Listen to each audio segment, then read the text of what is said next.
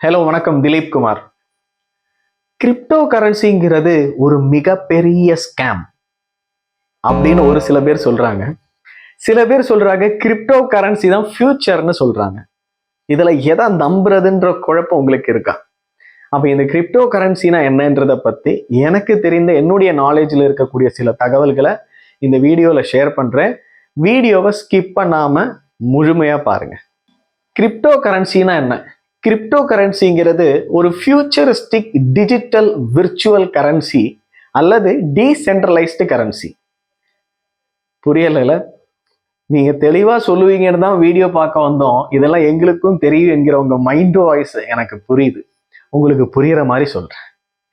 Crypto கரன்சினா என்னன்னு தெரிஞ்சுக்கிறதுக்கு முன்னாடி ஏன் கிரிப்டோ பயன்படுத்தணும், ஏன் இந்த கிரிப்டோ கரன்சி எதிர்காலம்னு சொல்றாங்க, இந்த கிரிப்டோ கரன்சி வருவதற்கான காரணம் என்னன்றதை பத்தி பார்க்கலாம். ஏன்னா ஒய்ங்கிறது ஹவ்வை விட ரொம்ப important. Why power can give you will power என்கிறத நான் நம்புறதுனால எப்படி இந்த கரன்சி அரைவல் ஆச்சு அப்படின்றத பத்தி பார்க்கலாம். முதல்ல நாம பயன்படுத்திட்டு இருந்த கரன்சி சிஸ்டம் அல்லது எக்ஸ்சேஞ்ச் சிஸ்டம்னு கூட சொல்லலாம். அதுதான் பார்ட்டர் சிஸ்டம், பண்டம் கைமாற்றும் முறை. நான் ஒரு விவசாயி, என்கிட்ட ஒரு மூட்டை அரிசி இருக்கு. நான் ஒரு டெய்லர்கிட்ட கொண்டு போய் இந்த மூட்டை அரிசியை கொடுத்துட்டு எனக்காக ஒரு சட்டை வாங்கி போடுறேன். அடுத்த முறையும் நான் ஒரு மூட்டை அரிசி, அந்த மூட்டை அரிசி எடுத்து டெய்லர்கிட்ட போறப்போ டெய்லர் சொல்றாரு, நான் இந்த மூட்டை அரிசிக்கு பதிலா உங்களுக்கு அதே விலையில இருக்கக்கூடிய ஒரு ஷர்ட்டு தரேன் அப்படின்னு சொல்றாரு. ஆனா நான் போன முறை வாங்கின சட்டை எனக்கு இப்போ இருக்கிறதுனால எனக்கு அதுவே போதும், எனக்கு சட்டை வேணாம் அப்படின்னு சொல்றேன்.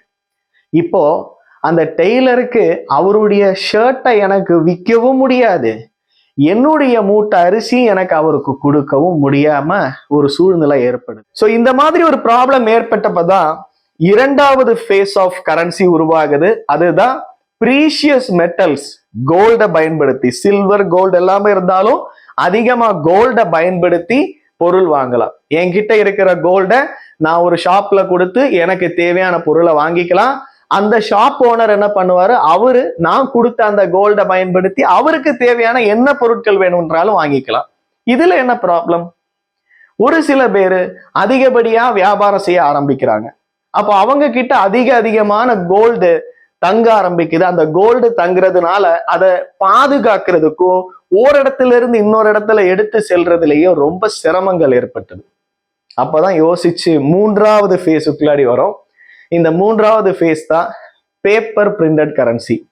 ஜஸ்ட் பேப்பர்ல பிரிண்டட் கரன்சி இருக்கும். இந்த பிரிண்டட் கரன்சியை கொடுத்து எனக்கு என்ன பொருள் வேணும்னாலும் வாங்கிக்கலாம் என்கிற ஒரு சிஸ்டம்குள்ளாடி வராங்க. இந்த சிஸ்டம்ல ஏற்பட்ட ப்ராப்ளம் 1940 வேர்ல்டு வார் வரக்கூடிய அந்த டைம்ல அதிகப்படியான மக்கள் இந்த பிரிண்டட் பேப்பர் கரன்சிஸை பயன்படுத்துறதுனால கோல்டை விட அதிகமான கரன்சி, கோல்டினுடைய வேல்யூக்கு ஈக்குவலான கரன்சி தான் இருக்கணும், ஆனா கோல்டு கம்மியா இருக்கு, பிரிண்டட் கரன்சி அதிகமாக இருக்கு. இதுதான் சென்ட்ரலைஸ்டு பேங்கிங் சிஸ்டம்னுடைய ஆரம்பம். அப்பல இருந்து தான் இது ஆரம்பிக்குது. இப்போ 1945 பிரெட்டன் வுட்ஸ் வேர்ல்டு கான்ஃபரன்ஸ், பெரிய தலைவர்கள் எல்லாம் சேர்ந்து 1945 ஒரு முடிவுக்கு வராங்க. என்ன முடிவுனா, குறிப்பா யுனைடெட் ஸ்டேட்ஸ்ல சொன்ன அவங்க கொடுத்த கண்டிஷன் படி கோல்டுக்கு இணையான டாலர் தான் யுனைடெட் ஸ்டேட்ஸ்ல பயன்படுத்தணும், அதை தாண்டின பிரிண்டட் பேப்பர் கரன்சிஸ் இருக்கக்கூடாது என்கிற முடிவுக்கு வராங்க. 1970 அதுவும் கொலாப்ஸ் ஆக மறுபடியும் பினான்சியல் ஸ்டெபிலிட்டிக்கு எல்லா நாடுகளும் சேர்ந்து ஒரு முடிவெடுத்தாங்க. என்ன அப்படின்னா, எந்த நாட்டுல அந்தந்த நாட்டு கவர்மெண்ட் எவ்வளவு நோட்டு வேணும் என்றாலும் பிரிண்ட் பண்ணிக்கலாம் என்கிற ஒரு முடிவுக்கு வராங்க. ஆர்பிஐ அவங்க பிரிண்ட் பண்ணிக்கலாம், யூஎஸ் கவர்மெண்ட் அவங்க பிரிண்ட் பண்ணிக்கலாம். இதனாலதான் Sri Lankan rupee, Indian rupee, USD, இந்த மாதிரி பல வெரைட்டிஸ் ஆஃப் கரன்சிஸ் பல நாடுகளுக்கு வரக்கூடிய அந்த நேரம் இததான் நாம ஃபியாட் கரன்சின்னு சொல்றோம். இன்னைக்கும் நாம அந்த ஃபியாட் கரன்சியை தான் பயன்படுத்துறோம். நல்லா தானே சார் இருக்கு, இதுல என்ன பிரச்சனை? உங்களுக்கே தெரியும், பேர் சொல்லாம ஒரு சில நாடுகள் ரீசண்டா இன்ஃப்ளேஷன்ல பாதிக்கப்பட்டாங்க. அதாவது டிமாண்ட் அண்ட் சப்ளைக்கு தகுந்த மாதிரி தான் ஒரு கண்ட்ரி அவங்களுடைய பிரிண்டட் கரன்சியை வந்து பண்ண முடியும். அதையும் தாண்டி அவங்க பிரிண்ட் பண்ண ஆரம்பிச்சுட்டாங்கன்னா பணப்புழக்கம் ஏற்படும். இதனால மக்களுடைய அன்றாட வாழ்க்கை பாதிக்கப்படும். அப்படி சில நாடுகள் பாதிக்கப்பட்டாங்க. இதையும் தவிர்த்து என்ன சார் பிரச்சனை இருக்கு? நம்பர் 1 முதல் முக்கியமான பிரச்சனைங்கிறது, என்கிட்ட நிறைய பணம் இருக்கு, திடீர்னு சொல்றாங்க இந்த நோட்டு இனிமேல் செல்லாதுன்னு சொல்றாங்க. நான் அந்த கரன்சியை வச்சு என்ன பண்றது? டிமானடைசேஷன் உங்களுக்கே தெரியும். அண்ட் இரண்டாவது முக்கியமான பிரச்சனைங்கிறது, என்னுடைய நண்பர் யுனைடெட் ஸ்டேட்ஸ்ல இருக்கார். என்கிட்ட வீடியோ கால்ல வரார். அவர் வீடியோ கால் பண்ண அடுத்த 5 செகண்ட்ல நான் வீடியோ கால் அட்டன் பண்ணிட்டேன். ஆனா அவர் என்கிட்ட ஒரு 10,000 ரூபாய் கேட்கிறார். அந்த 10,000 ரூபாயை நான் அடுத்த 5 செகண்ட்ல இந்தியால இருந்து யுஎஸ்க்கு அனுப்ப முடியுமா? முடியாது. நேரம் அதிகரிக்கணும். அந்த பணத்தை ஒரு சென்ட்ரலைஸ்டு பேங்க்ல கொண்டு போய் எக்ஸ்சேஞ்ச் பண்ணணும். அவங்க அந்த டிரான்சாக்ஷன் ஃபீயை வாங்கினதுக்கு அப்புறம் சில நாட்கள் கழித்து தான் என்னுடைய நண்பனுக்கு அந்த பணம், எமர்ஜென்சிக்கு கேட்ட பணம் அவனுக்கு ரீச் ஆகும். இதுதான் இப்ப இருக்கக்கூடிய கரன்சியில இருக்கக்கூடிய மேஜர் ப்ராப்ளம். நெக்ஸ்ட் ஒரு முக்கியமான ப்ராப்ளம்ங்கிறது, ரீசெண்டா சில பேங்க், பிரைவேட் பேங்க்ஸ் எல்லாம் க்ளோஸ் பண்றாங்க. க்ளோஸ் பண்ணதை அனௌன்ஸ் பண்றாங்க. எங்க கிட்ட உங்களுக்கு தரதுக்கு காசு இல்லை, நாங்க இழந்துட்டோம்னு மக்கள் கிட்ட சொல்றாங்க. கோர்ட்டு கேஸ் அலையிறாங்க. அப்ப இதுக்கு யாரு பொறுப்பேற்க முடியும்? யாரு பொறுப்பேற்க முடியாது. அதனாலதான் சென்ட்ரலைஸ்டு சிஸ்டத்தினுடைய ஒரு மிகப்பெரிய ப்ராப்ளம். அண்ட் அடுத்த ஒரு முக்கியமானது, நீங்களும் யாராவது கண்டிப்பா இதை அனுபவிச்சிருப்பீங்க. யாருக்கும் நாம டிரான்சாக்ஷன் பண்ணிட்டோம், டிரான்சாக்ஷன் பண்ண காசு டெபிட் ஆயிருச்சு, ஆனா அங்க இன்னும் கிரெடிட் ஆகல. இப்ப பேங்க்ல போக வேண்டியிருக்கு, பேங்க்ல போய் விசாரிக்க வேண்டியிருக்கு, இல்ல பேங்க்ல போன் பண்ணி கேட்க வேண்டியிருக்கு. அவங்க சொல்றாங்க, சில பேங்க் சொல்றாங்க 7 ஒர்க்கிங் டேஸ் ஆகும், 48 ஹவர்ஸ் ஆகும்னு சொல்றாங்க. ஸோ இந்த மாதிரி ப்ராப்ளம்ஸ் தான் சென்ட்ரலைஸ்டு பேங்க்ல இருக்கக்கூடிய, சென்ட்ரலைஸ்டு சிஸ்டம்ல ஃபேஸ் பண்ணக்கூடிய ஒரு ப்ராப்ளம். அப்பதான் டீசென்ட்ரலைஸ்டு சிஸ்டம் இருந்தா, அதாவது நான் என்னுடைய நண்பனுக்கு யூஎஸ்ல வித்தின் குயிக்கா வீடியோ கால் பண்ண மாதிரியே டிரான்சாக்ஷன் பண்றேன்.